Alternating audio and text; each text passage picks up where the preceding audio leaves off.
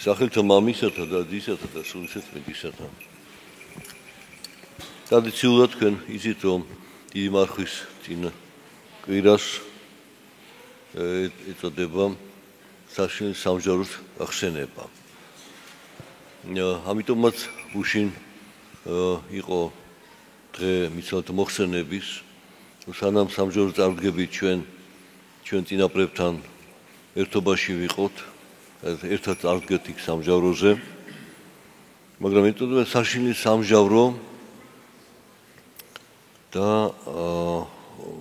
ზოგიერთი ამუშავო როგორ შეიძლება იყოს საშინელი ღვთის სამჟავრო და ღმერთის სიყვარულიაო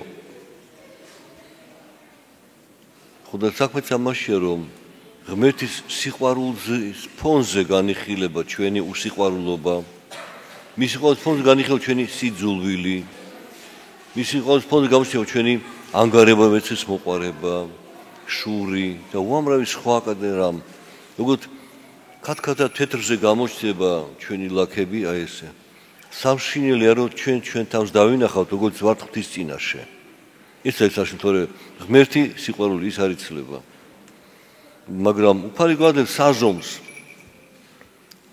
რომელსაც მოხდება ეს განსჯა ანუ როდესაც ღმერთთან შექმნა ადამიანი თქვა ღმერთ კაცი ხატება ჩვენთან მსგავსებად ხატება ყველა ადამიანს მონჭებულია ღვთისგან ამიტომ არის ადამიანი ხატება მდგომარეობს იმაში როგორც არაერთხელ თქვით და კიდევ გავიხსენებთ რომ ღმერთის სულია უკვდავი და ადამიანის მისცა სული და ამ სულს უკვდავება მიანიჭა ღმერთი ბუნებით უკვდავია ჩვენ მოცემული გვაქვს უკვდავება ღმერთი უზენაესი გონია შემოქმედია ჩვენ მოგვანჭა შემოქმედის უნარი გონიერება ღმერთი თავისუფალია და ჩვენ თავისუფალი ნება მოგვანჭა ეს უცვლელია მაგრამ თავისუფლება დიდი პასუხისმგებლობაა იმიტომ რას ვირჩევთ სასიკეთოს თუ უარეს ჩვენთვის რას ვირჩევთ ჩვენ რაც გონია რომ ესე უკეთესია ჩვენთვის მე ესე მინდა ხშირად არის კარნახი ჩვენი დაცემული ბუნების მე სიამოვნება მე გამიხარდება ის უშო ვიძიებ რომ გამიხარება ერთმა ადამიანმა თქვა რომ ვერ წამოდგენთ როგორ სიამოვნებაა როცა შურს იძიებო ვაი ამ უბედურს ვინც ეს თქვა რომ ის მას სიამოვნებას ანიჭებდა რომ შურს იძიებდა ხოლმე მაგრამ სამართლიანი იყო თუ არა ეგ უკვე ღმერთმა იცის მეტი განშის მას მისი შურის ძიება ერქვა თუ სამართლიანობის დამტკიცება ეგ კიდე საკითხავია და აი სწორედ ხატება წარუშლელია და მსგავსებას ადამიანი თავისუფალნებით უნდა მიაღწევს იმიტომ აქ მოცემული თავისუფალი ნება რომ არჩევანი გააკეთოს და პასუხისმგებელი იყოს თავის არჩევანში ამიტომ ვთქვი სამჟავრო რომ ადამიანს შეუძლია აირჩიოს მაგრამ არჩევანში პასუხს აკეთებს რომ არ კონდეს მას ეს თავისუფლება მაშინ განსაჯელიც არ არის ცხოველები როგორ განიჟებიან ისინი ინსტინქტით მოქმედებენ მათ არ აქვს თავისუფალი ნება არ შემოქმედეს უნარი და ღვთის შემეცნების უნარი არ აქვს ისინი ინსტინქტის კარნახით მოქმედებენ ამიტომ არც ექვემდებარებიან არჩევს და საერთოდ განკითხოს მაგრამ ჩვენ რადგან გვაქვს ეს თავისუფლება მონიჭებული რისთვის უნდა გამოვიყენოთ და უფალი გეუბნება რომ ემსგავსეთო ღმერთს ემსგავსეთო რითი ღმერთის სიყვარულია სიყვარულით ემსგავსეთ მოწყალია მოწყალით ემსგავსეთ მართალია სიმართლით ემსგავსეთ მოწყალია მიმტევებელია შემოქმედია მისი თვისებებით მიხედვით ემსგავსეთ მას და როცა არ ვემსგავსებით მაშინ უცხოად ღვთისათვის და უამრავი არის ახარებაში იგავიც ამბავიც მოყოლილი და ნათქვამი სადაც ჩანს თუ როგორ განიჟება ადამიანი რის მიხედვით განიჟება და ერთ-ერთი მაგალითი დღეს ჩვენ მოვისმინეთ როცა სამჟავროზე წარდგება ადამიანი უფალი ეტყვის რომ როგორც წყევსი გაანარჩევსო თიკნებს და ცხოვრებს ერთმანეთისგანო ასე გაარჩევსო და ცხოვრებსო მარჯვნიდან დადგეს და თიკანებსო, ანუ თიკნებს ურჩევსო მარცხნივ. ურჩევს ის ურჩევს ღვთისნების და ღვთისნების მიმართ ურჩევს. და აი უფალი ეუბნება მოვიდით კურთხეულ მამისო ჩემისანო და დაიმკვიდეთ განზადებული თქვენთი სასופველი დასაბამიდან სოფლისად. ანუ მშიოდა და მეცით მე ჭამადი. წყუროდა და მასვით მე უცხო ვიყავდა შემიტარეთ მე. შიშველ ვიყავდა შემოსეთო, სნელ ვიყავდა მომხედეთო. საფყველზე ვიყავდა მოხვედით ჩემთან. აი ეს არის საზომი. ძიმი ამის შესრულება, მაგრამ ხშირად არ ასრულებენ. ეზარებათ ავტყოფთან მისვლა, ვერ მოიციან ციხეში რომ მოინახულონ და უცხო ადამიანს ლახაკს უწყალებას არ გასცემენ. მას შია თუ წყურია არავინ არ მოიკითხავს. ანუ ულმობელობა, უგულისხმობა ეს თვისებები რომ თუ უცხოა ღვთისათვის. და ჩვენში არის უხვად. ამიტომაც სამჟაროზე გამოჩნდება ეს ჩვენი უგულისხმობა, ჩვენი უსიყვარულობა და დავინახავთ ჩვენ სინამდვილეში ვინა ვართ. რომ გონია რომ ყველაზე ჯობირო და უკეთესი ვარ, აღმოჩნდება რომ უკეთეს შემთხვევაში მეც ისეთი ვარ როგორც სხვები და შეიძლება ბევრ სხვაზე კიდევ უარესი კიდევ ვარ. რატო? იმიტომ უფალიანს ვისაც მეტი აქვს მოცემული, მეტიც მოეკითხებაო. ვისაც ნაკლები აქვს მოცემული, ნაკლები მოეკითხება. თუ იცოდა და დაარღვიაო, მეტად დაისჯებაო. ვინც არ იცოდა და არღვევსო, იმას ისი დაისჯება, მაგრამ ნაკლებათო. ამიტომ ქრისტიანებს განსაკუთრებული პასუხისმგებლობა გვაქვს ჩვენ, რადგან მეტი გვაქვს მოცემული. რა გვაქვს მეტი მოცემული? ქვეყანაზე განცხადებული ღმერთის არამატოდ ხილვა მის სიტყვის მოსმენა, არამედ რწმენა მის მიმართ, რომ ნამდვილად ღმერთი გაცხადდა. თუ კი ასეა და დაგანახა როგორია ჭეშმარიტი ცხოვრება, მაგალითი მოგცა ცოცხალი და შენ კიდევ არ ბაძავ მას. აი ამიტომაც მეტი პასუხისმგებლობა ჩვენ ქრისტიანებს. მაგრამ ამიტომაც მეტი დევნა გვაქვს სოფლისაგან და უცხო ხდებით სოფლისათვის. და უფალმა თქვა რომ თუ მე მდევნეს თქვენ დევნიან. თუ ჩემი ისმის თქვენსაც მოისმენენო. და დევნიან იმიტომ რომ არა მასოფლის ვარ. და თქვენც არა სოფლისაგანი ხართო. ამიტომ ამას სოფლის კანონით არ უნდა მოქმედებდეთ ჩვენ. მაშინ რომელი ზეციური სასופველის კანონით უნდა მოქმედებდეთ. როგორც უფალი გვეუბნება, პიროთ ეძიეთო სასופველის თვისა და სიმართლე მისი. პირველადო სასופველი და სიმართლე მისი ეძიეთო. და რა ვიცი ჩვენ სასופველზე, ვიტყვით ვიღაცა იტყვის, არაფერი არ ვიცი მე სასופველზე. და სახარება რისისა გაქვს? როდესაც უფალი ამბობს, ემსგავს სასופველი 10 ქალწულთა, სხვაგან კიდე ემსგავს სასופველი კაცსა, რომელმაც ვენახი შეიძინა, ან თესვას, რომელიც თესლი და დათესა სხვადასხვა ადგილას. იგი გვაქვს მოცემული ჩვენ იგავებით სიმბოლურად მართალია, მაგრამ წარმოდგენა სასופველზე, რაც არის სასופველი. და მოკლედ ვთქვათ, რა არის სასופველი? ღვთის სიყვარული. ღვთის სიყვარულში ყოფნა. ვის არ უნდა რომ აი სიყვარულში იყოს? მაგრამ ამ სიყვარულზე ჩვენ სიყვარული პასუხობთ? თუ ვერ პასუხობთ სიყვარულით, მაშინ უცხოვართ ამ სიყვარულისგან. სიყვარული კი არ იცვლება, რომ ჩვენ ვერ ვართ მიმღებელნი ამ სიყვარულის. თორემ მე განვიკითხავთ. ერთხელ მე სიხსენს ვიღაცამ ვკითხა რომ ახლა უწევს რომ მე თქო სიყვარული და რატო აი ამ პარტავანი არ შეიძლება შევიდე სასופველში რა დაკლდება რამე და პატრიარქმა უპასუხა რომ ამ პარტავანს უნდა რომ ყველგან იყოს პირველი და სასופველში რომ მოხდესო ღმერთს შეეცილება პირველობაზეო. მე უნდა ვიყო პირველიო.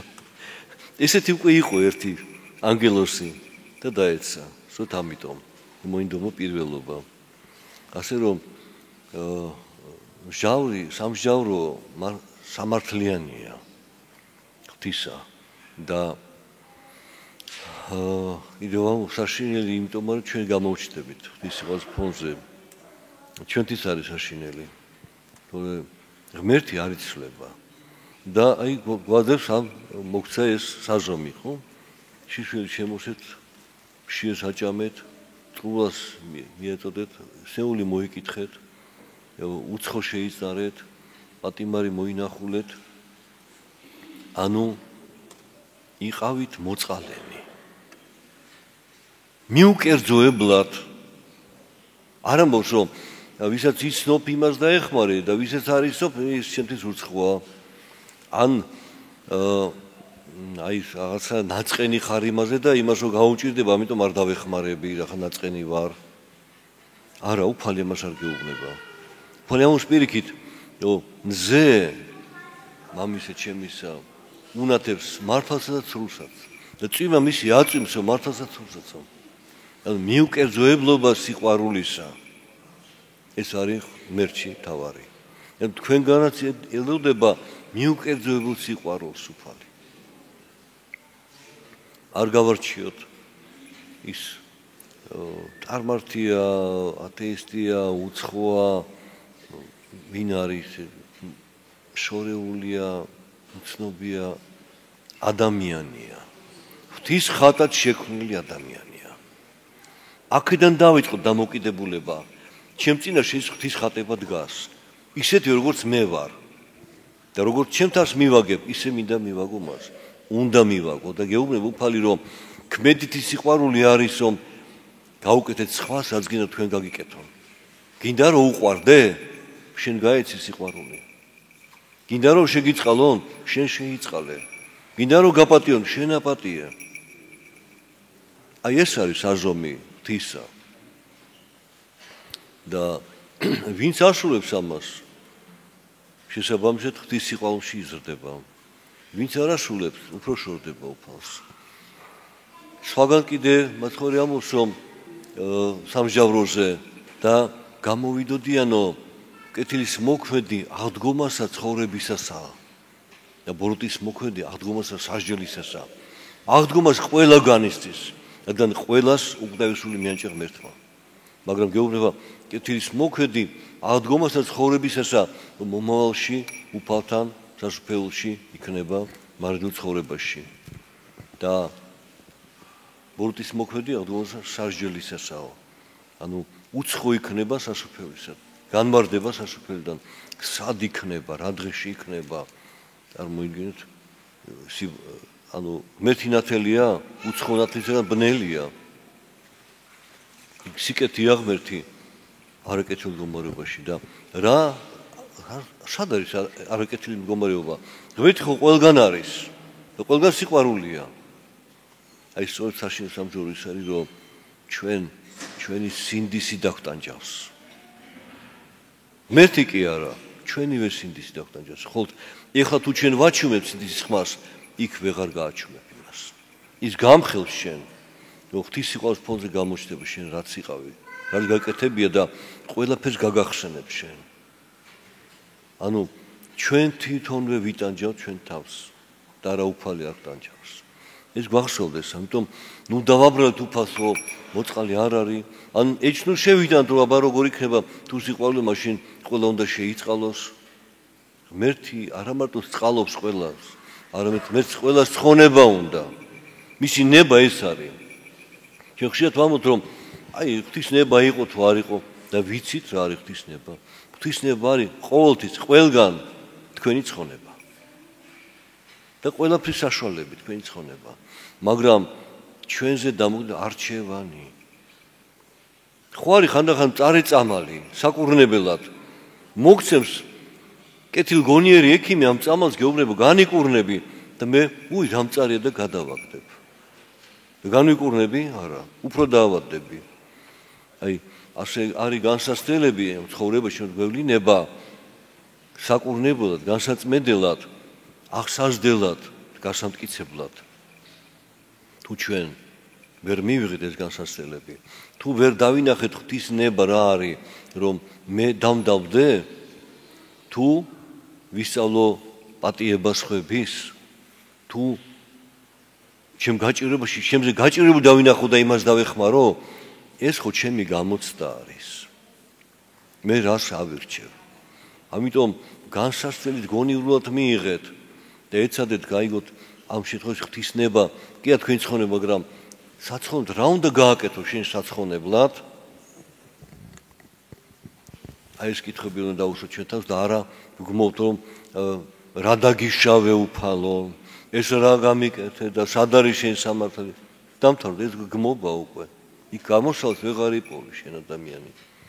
ამიტომ დაფიქრდი რომ ამ მდგომარეობაში შენ რა შეგიძლია, რა სიკეთის კეთება შეგიძლია, სხვას თუ გაუკეთებ, შენთვის გაგიკეთებია. აი ეს ყველაფერი ჩვენ და გავიხსენოთ დღეს, როდესაც ეკლესია გვახსენს საშინო სამჟავროს მომავალს და შემდეგი კვირა არის გახსენება ადამიანის განდევნის 64-დან და რის გამო განიდევნა ადამი 64-დან და განიდევნა კითხვა და ვინ განდევნა? უფალმა? არა. თვითონ გამოვარდა იქიდან, იმიტომ რომ უცხო გახდა 64-ისთვის და ვეღარ იტანდა 64-ის ცხოვრებას. რატო? ღვთისნებები დაარღვია. თავი იმართა, სხვას გადააბრალა, უფალს დააბრალა, არ შეინანა. ამიტომ მისთვის იქ ყოფნა აუტანელი გახდა. აი როგორც ურწმუნო ადამიანია არ ეკლესიას არ უნდა ეკლესია ძალით რომ შემოიყონ ეკლესიაში და გააჩრო რა სიზამს როგორც ხელს გაუშვებ გავარდება ეკლესიიდან. აი ასე ადამი გამოვარდა 64-დან. აუტანელი გახდა მისთვის იქ ყოფნა თავისი საქციელის გამო. და ჩვენ ამ მდგომარეობაში ვართ. ამიტომ უცხონი ვართ ხოლმე ღვთისათვის, უცხონი სასופელსაც და უფალი გვეუბნება ეძიეთ პირველ სასופელს ღვთისა სიმართლესა მისსა და ყოველი ეს ამ ქვეყანასაც ჭირდებათ, შეგეძინებათ თქვენ, მოგეცემათ. მაგას ნუ გაყვებით, თუმცა დღევანდელი ცხოვრება სოფლიოში ორიენტირებული პირიქით მოვიხვეჭო რაც შეიძლება მეტი დღეს, ეხლა აქ. ანუ სულ სხვა დამოკიდებულება, სულია უცხო დამოკიდებულება ღვთისაგან. ამიტომ ეს ყველაფერი ჩვენ გავიხსენოთ, სანამ დაიწყება დიდი მარხვა და მეტი სინანული, მეტი ლმობიერება არის ეს გამოთქვა გული გონიერი და გონება ლმობიერიო. ეს გმართებს ჩვენ რომ გული და გონება ერთად იყოს. ღვთის სიყვარულით სავსე. მეთქვა დაგლოცოთ. ახაროთ მრავალჟამიერ და ყოველი დღე ცხოვრებისა და ყოველი წელი აი ჩვენ ამ ლიტურგიკული ცხოვრებისა იყოს დღეები და წლები ჩვენი განწმენდისა, უფალთან დაახლოებისა, სიხარულისა და ჩვენში სიყოს ზრდისა. მეთქვა დაგლოცოთ.